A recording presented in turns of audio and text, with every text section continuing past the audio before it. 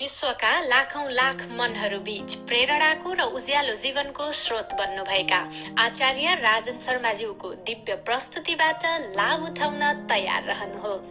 प्रेरणात्मक शब्द, दिव्य ऊर्जा र सकारात्मक विचार जीवन रूपान्तरणका लागि एक महत्त्वपूर्ण अवसर।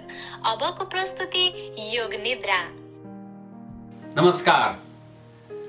श्रद्धाले झुकेको शिर, मुस्कानले भरिएको ओठ, प्रेमले भरिएको हृदय, जिम्मेवारीले भरिएको काँध र प्रफुल्ल रहेको अनुहार ईश्वरका लागि प्रिय हुन्छ। ईश्वरको लागि प्रिय भन्नु नै संसारका लागि प्रिय हो, तपाईँ हामी सबैका लागि प्रिय हो। त्यस्तो स्वभाव बनाउनको लागि पहिला मान्छे मनदेखि नै सन्तुलित बन्नुपर्छ।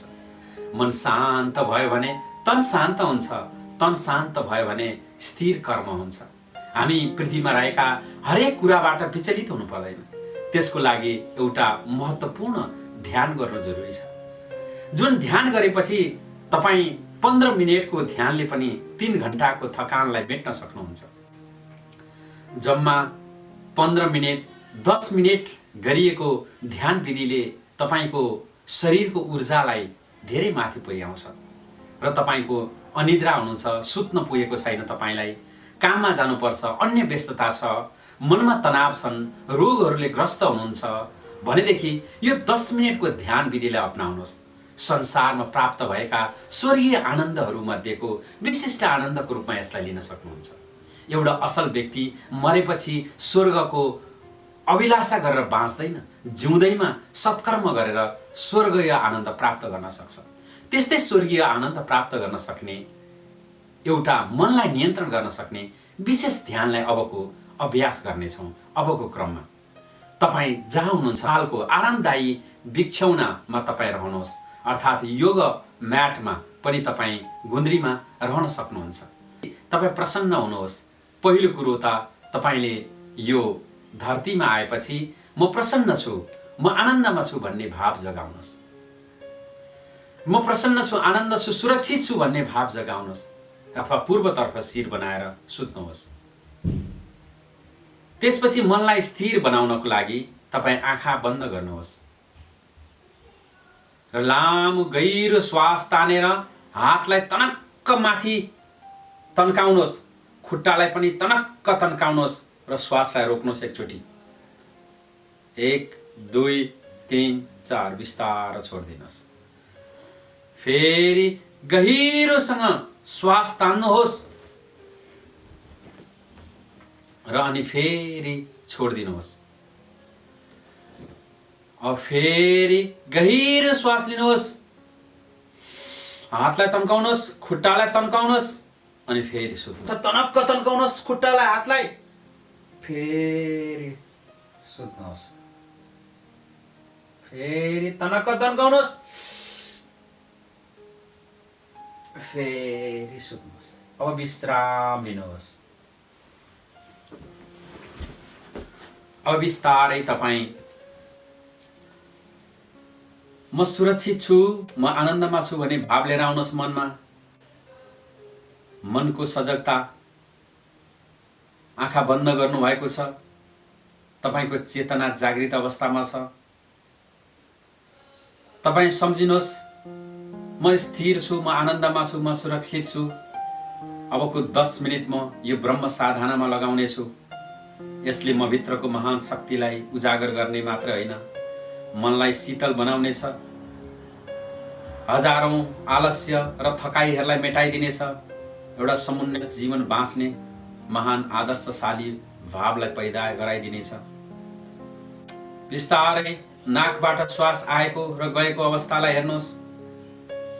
बाहिरी वातावरणको चिसो र तातोलाई अनुभूत गर्नुहोस् र त्यसपछि बिस्तारै तपाईँ आफ्नो वरिपरिको आवाजलाई सुन्नुहोस्। के आइरहेको छ? प्रसन्न चित्तले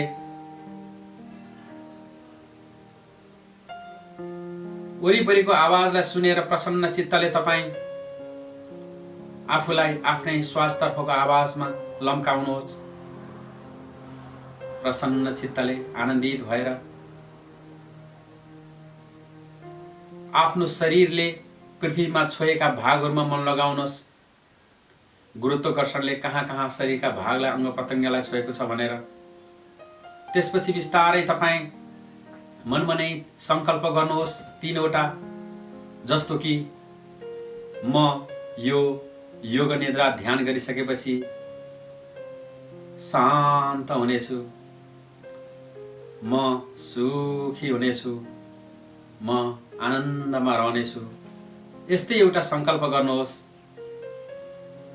त्यसपछि प्रसन्न मुद्रामा हात काहीँ अचिलो भएको छ कि हातलाई खुकुलो बनाउनुहोस्, खुट्टा काहीँ अचिलो छ कि खुट्टालाई पनि खुकुलो पार्नुहोस्।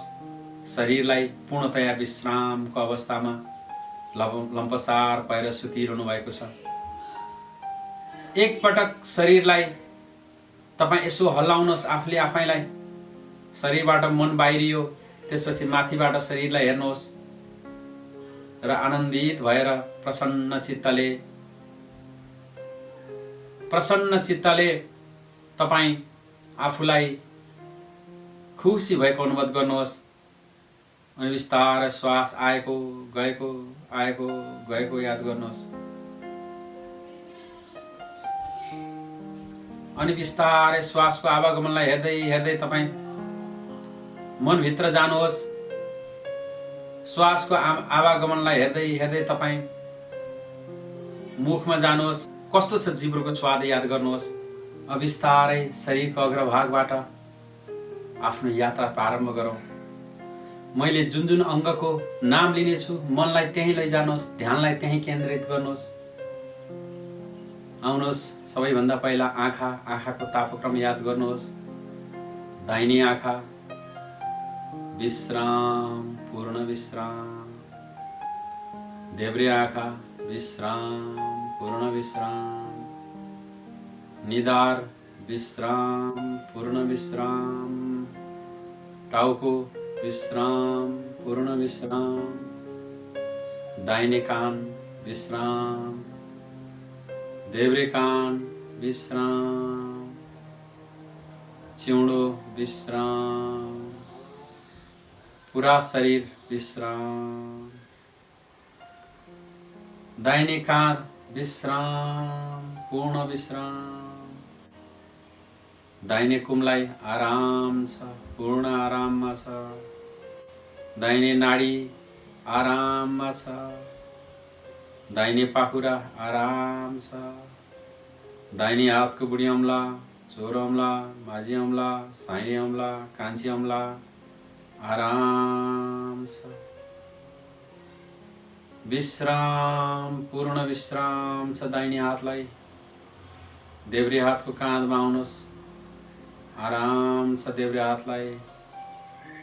देब्रे हातको कुम, पाखुरा, कुइनो, नाडी, हत्केला आराम, पूर्ण आराम।